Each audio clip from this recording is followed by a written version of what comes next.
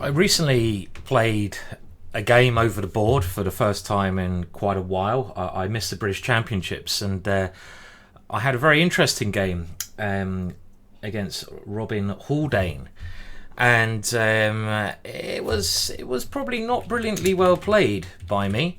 But my opponent, I have to say, I give a lot of credit to. He came straight at me, and he had me on the ropes from quite an early stage. So I'm just going to go through that game and share with you some interesting moments. There's a very exciting battle in the Dragon Sicilian, with me playing the black side, and it was a very exciting game, so I do think it's worth including here on my YouTube channel.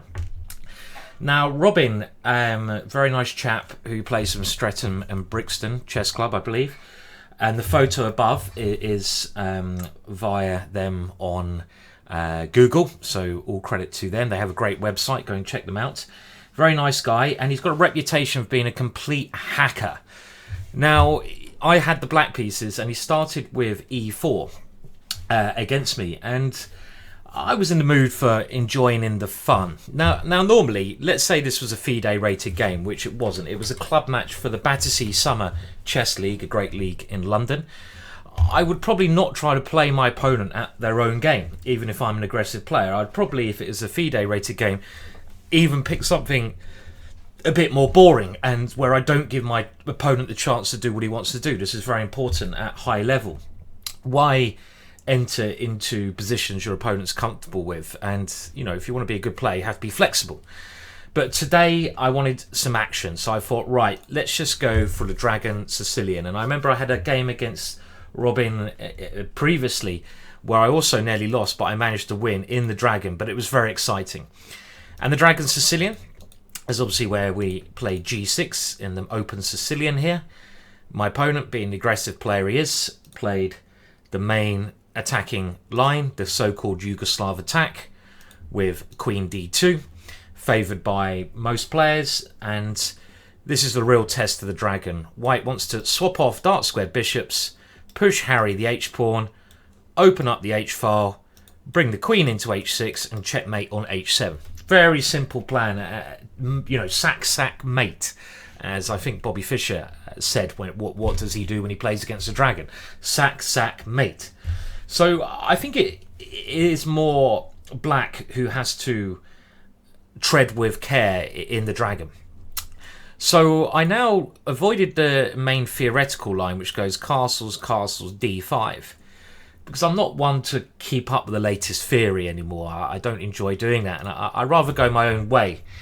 Now, I saw in Chess Monthly, there was a very interesting article, magazine this is, and it actually was talking about h5 in this position. Positional Harry push, I think they called the title. And this actually is very interesting and something I'm going to investigate. A good way to get out of theory, and you hold up White's attack with g4, h4 and bishop h6. So it's a hold up move until you can maybe get your own attack going on the queen side. So maybe that's something I'll try in future. But I went for a line that I recommend in my Killer Dragon DVD, which of course you can buy from the GingerGM shop. It's a 2-part DVD, very theoretical.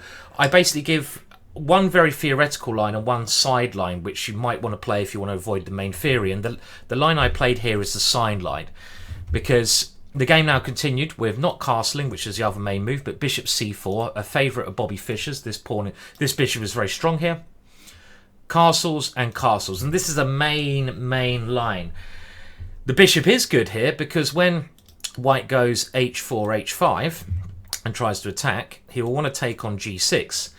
Black, in order to avoid checkmate, wants to normally take with the f-pawn, because then the rook can come to f7 and try to defend these two squares.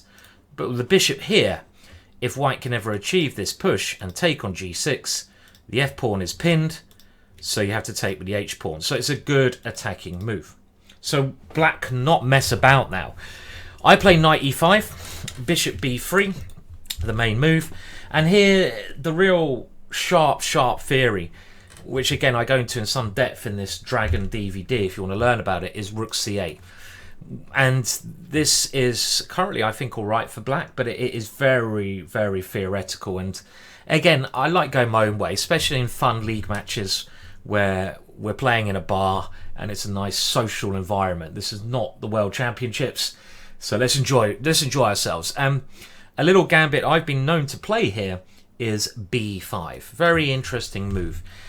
And this aims to get the attack first. This aims to, even if I have to give up a pawn, get another extra line on the queen side to attack along, and just aim to gain the initiative before white does. Didn't quite work out that way in this game. Now, white should really take that pawn. If white tries to continue with h4, then I'm now a tempo up in a lot of attacks. So I can go a5. I actually had this in a blitz game against Nepo when he was very young in a bar, and it went something along the lines of here. And let me get this right. a5, a4, bishop here, pawn b4. Very complex. The knight is advised to move, and now I just took here, knight c4, queen d3, and I believe rook c8 was what I played in that game, with the idea of bishop f5 coming in. And it seems to me that black is well ahead with the attack here, so this is not what white should be playing. So white should take the pawn, and now queen b8 with the idea of bringing another piece to these open lines. And now the knight is attacked. The knight should go back, and I have to do something here. So a5 is correct to try to go a4. My opponent played the best move. a4 stopping that, and now rook c8. And here my opponent played, along with his aggressive style, h4, just coming for me. Can't be a bad move. I think the critical test is probably knight db5, holding up the queen side. When I've had a game against Peter Wells, I managed to win a while back, which went knight c4, takes b3, and here I put my rook on b4, and this is normally the place I put my rook, hoping for something like knight a2, trapping my rook, when I can sacrifice that and play queen takes b5. Very simple chess, and even though I'm the whole exchange down, with the move a4 coming, which my opponent cannot really stop, I'm opening up my opponent's king. And I have a lot of files to attack my opponent's king along. Maybe white can defend, but black surely has the initiative, and I have the attack. I have the first attack. This is exactly what I want in life. So my opponent played h4, and this certainly cannot be a bad move. And around here, I think if I had this in future, I'd be thinking about just playing h5, stopping that pawn in its tracks.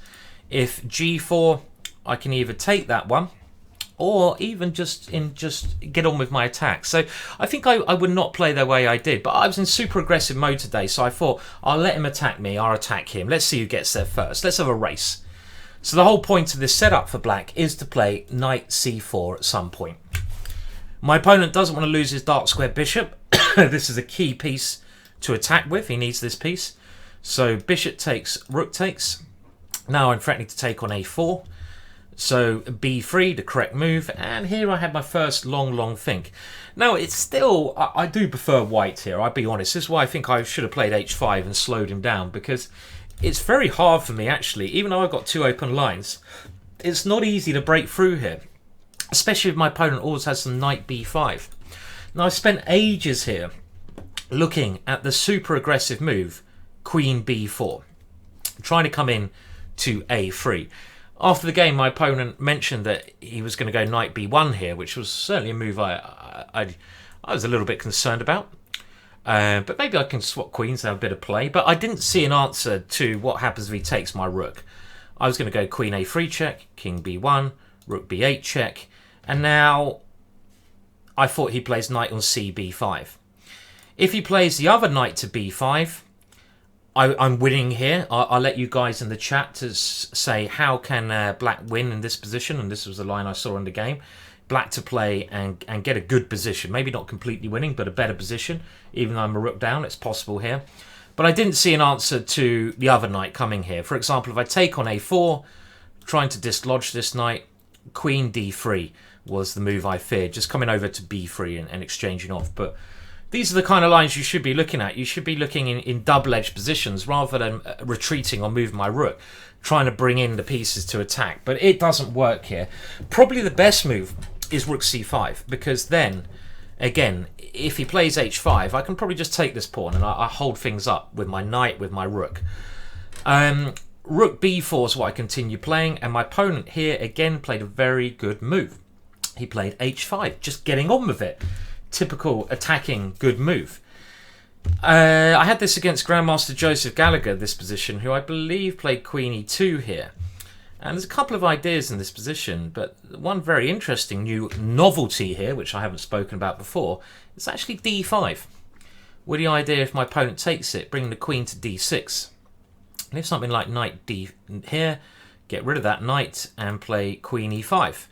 And this position to me actually looks very intriguing with my knight coming in. I think it's certainly, well, very playable for black, so could be an improvement there on some theory. So my opponent played h5, and there certainly can't be anything wrong with this. And the point is, if I take that one, I give up control of the d5 square. Knight d5 is very strong. So I think this is a good move. I played queen b7, just trying to bring my rook to a better square. And my opponent now played it absolutely brilliantly. He took on h6. I can't take with the h-pawn because that file is too dangerous. For example, some simple idea like bishop here, bishop f8 is a well-known tactical idea. Not sure if it works here, but the point is, you know, with knight here and queen h6 coming, you know, and rook takes h8, it's something to you know, I let you consider that position yourselves. For example, if here, maybe even rook takes, king takes, queen here, check. If I move my king, rook here, and this is just the kind of thing you've got to be aware of when you play these crazy lines. I played f takes, not seeing another option, and now my opponent kept throwing the pieces in. Bishop h6, and this again is a very imaginative move because it looks like it just loses a pawn, but in positions like this, pawns are not so important. And I think it's an excellent move. I mean, a slower move like g4 might also be quite scary for me, but I can get another piece into the attack, rook c8. And eventually I'm going to start having my own threats. If g5, maybe knight h5, and I hold things up. But bishop h6 gets straight to the point. Now, maybe I should have just gone bishop h8 here. I need to keep this bishop in order to try to defend. I've got my knight here in this position, so I don't think bishop f8 would work. But I saw an opportunity to take a pawn, and I played knight takes e4, thinking, okay, I'm back in the game. This is a common tactic. I'm going to win something on d4. And my opponent very quickly and confidently played queen e3. And this was just an excellent move. And now it was really, I suddenly, at this moment, after missing this simple move, I suddenly here thought, well, hang on a minute. I think I'm actually lost now. I mean, I've played a couple of inaccuracies, nothing too much. My opponent's come at me very well. I mean, I probably should stop his h-pawn. This is what I do in future. But I suddenly now fought for 10 minutes and I thought, this is really bad. Why is it so bad? Because I don't really have time to save my dark square bishop. And if I lose my dark square bishop, as often the case in the dragon, you get mated. I mean, for example, if I play something like knight takes c3, which I'd like to play, my opponent will not take that knight. He will take on g7. And this is just horrible, completely lost to me. I take on d1, queen h6. And there's no way I'm going to defend a position like this. My king is just far too exposed. And I don't believe I'm even material up here. So I'm even a pawn down and I'm getting mated. That's no fun. So after queen e3, I had a long think and I found a way to complicate things. I thought I had to go bishop takes d4, but I didn't want to give this bishop up. I didn't see another option. Rook takes d4, and now I saw that I had rook takes d4 and knight f6 here, but this position to me just looked horrible. I mean, it really didn't attract me. I mean, just simple play from my opponent. I didn't like it. Maybe I should have played it. I played knight c3 with a specific idea in mind. Now, I've got a question for you guys, second question. So when you're writing your answers to this, put move. It's going to be, I'll tell you what move it is in the answers. Now, the idea of this was after queen takes, I saw that I had e5. And my idea here, failed idea should I say, was that if my opponent takes on d6, which he didn't, I was going to play rook c8, queen takes e5, bishop f5. Now, I'm going to be totally honest with you here. By the way, if you want to answer this in the question, that white has a fantastic move here. This is move 26. So if you write in the comments, move 26, what should white play here? there was a move that both of us missed. Now, I'm going to be totally honest. I think my instinct at chess is very good. And around this moment, I saw this idea and I saw this position. I could not see a win for my opponent when I entered into this long line, bishop takes d4. But I really had my suspicions about this position. Instinctively, I thought there must be a win for white here. You know, if I get rook takes c2 in, I've got chances to attack. But instinctively, I thought there was a win for white. And yes, there is. I should have followed my instincts because white is indeed winning here.